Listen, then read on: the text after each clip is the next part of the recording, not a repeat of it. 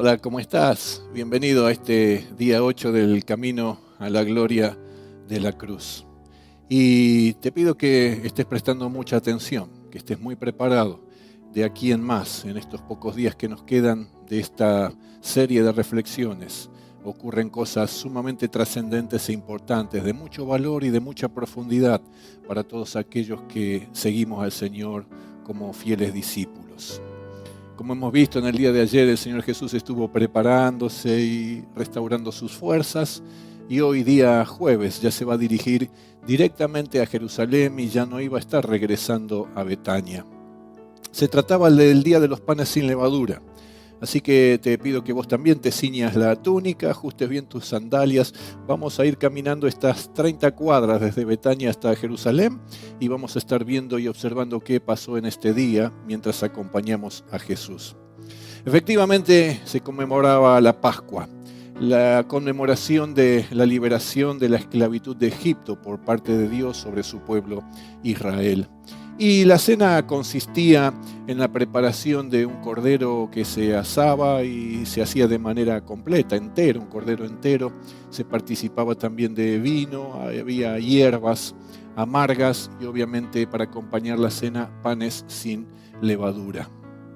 Qué interesante, Jesús debe haber estado pensando en pasar y conmemorar esta celebración junto a sus discípulos y encontrar allí, encontrarse regocijado y confortado por la compañía, la comunión con ellos. Yo creo que debe haber sido muy grande la sorpresa de Jesús al verles llegar a la casa donde iban a celebrar la cena, probablemente la casa de María, la madre de Juan Marcos. Pero en lugar de encontrar a los discípulos preparados y en un espíritu correcto y adecuado para celebrar la Pascua, vio que ellos estaban discutiendo muy tenazmente acerca de quién de ellos sería el mayor, quién de ellos iba a estar ocupando el lugar de privilegio junto al Señor Jesús. Más allá de la sorpresa del Señor, quizás en respuesta a esta discusión que encontró en ellos, está el relato del Evangelio de Juan, capítulo 13, donde se nos menciona que mientras él tendría que haber sido quien recibiera este servicio de parte de algún criado de la casa, sus pies estaban sucios, nadie había estado realizando esta labor.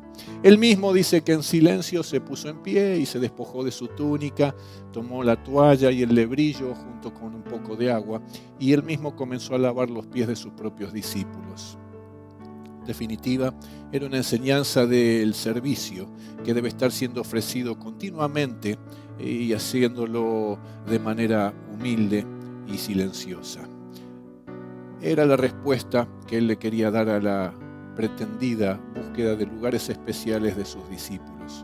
El que quiera ser el mayor entre ustedes debe ser el que más sirve.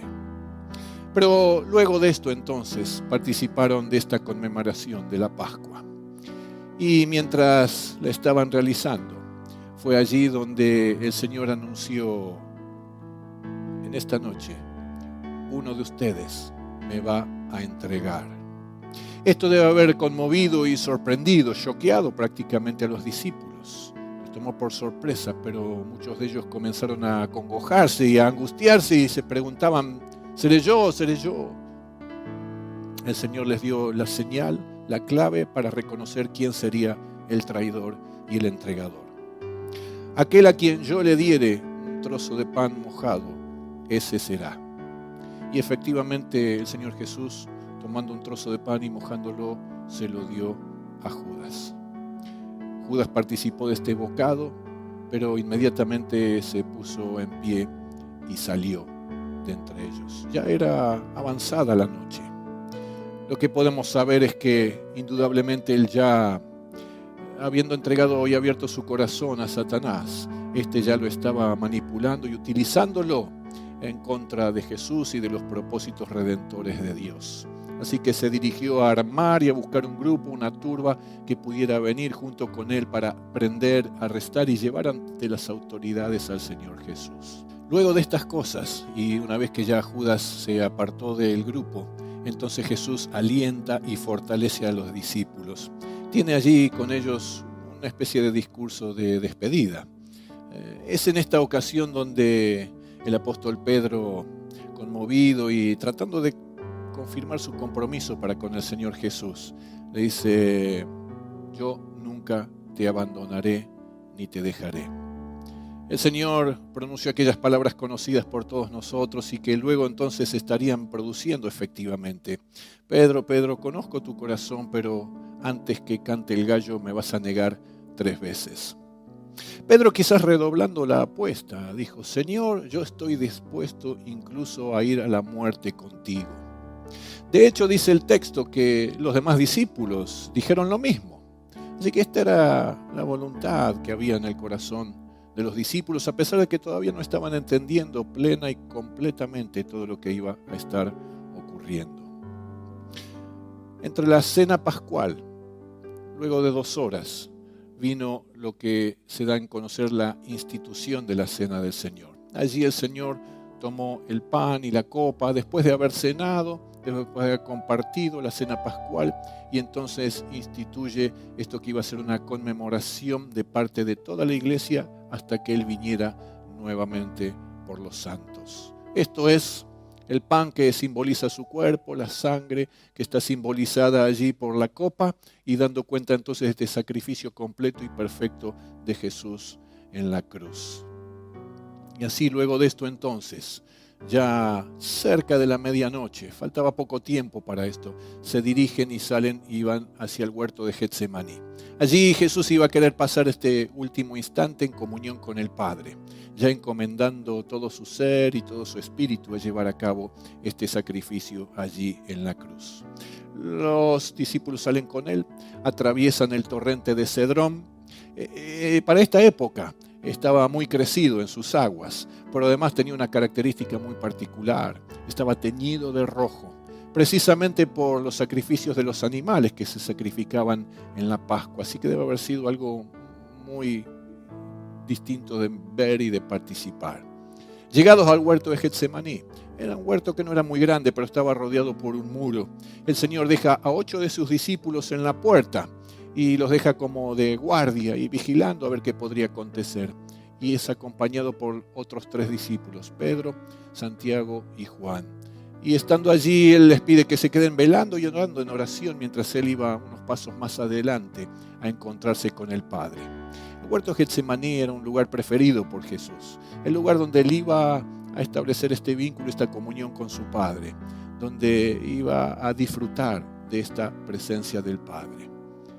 El Señor vuelve, luego de un instante los encuentra durmiendo. Estaban cansados, estaban agotados, no habían podido siquiera velar 1 hora junto a Él. Y Él les comenta esto y les dice: por favor, quédense velando, necesito apoyo, necesito intercesión. Él vuelve unos instantes, unos pasos más adelante para retomar el encuentro con el Padre, y luego de finalizado vuelve a encontrarlos dormidos para ya decirles: ha llegado la hora. Allí vienen aquellos que me van a entregar a los gentiles. Seguramente Jesús ya estaba viendo por la colina que algunas antorchas estaban bajando de allí, y Él sabía de qué se trataba. Y por eso le dijo a sus discípulos, una vez que se reencontraron con los otros 8 en la puerta del huerto: miren, aquí viene el que me va a entregar. Y así entonces, ya siendo la medianoche, en los últimos minutos o primeros minutos del día viernes, ocurre este acontecimiento. La turba se acerca y con aquel beso de entrega del traidor, Judas, los demás iban a prender a Jesús y a llevarlo a las autoridades. Así finaliza este día jueves, con todos estos acontecimientos muy especiales, de mucha intimidad de Jesús, no solo con el Padre, sino con sus propios discípulos. Esa es la intimidad que te invito a que vos puedas alcanzar en este día, en tu tiempo de oración. Y mientras vas leyendo estos relatos en el Evangelio de Mateo y en el resto de los evangelios, vos puedas también alcanzar a tener esta experiencia, de sentirte sostenido, fortalecido. Y así como Jesús le tocó pasar este tiempo de prueba y de aflicción tan duras y difíciles, el Padre lo sostuvo, fue fiel y le dio la victoria. Y así será en tu vida también. Aferrate al Padre, aferrate a Jesús, abrazate a Él. Él es nuestro sostén, Él es nuestra fortaleza, y en Él siempre tenemos la victoria. Te bendigo en el nombre de Jesús Y te invito a que prepares tu ser porque mañana se trata de un día central.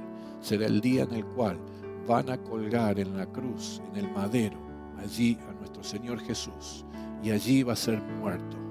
Una muerte vergonzosa, humillante. Pero Pablo escribe a los Filipenses y nos dice que Jesús se hizo obediente hasta la muerte y muerte de cruz.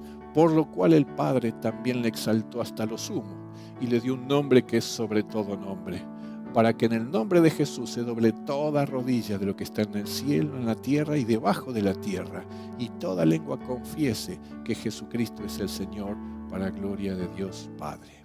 Que este mismo Dios, nuestro Padre Celestial, bendiga hoy tu vida y siempre.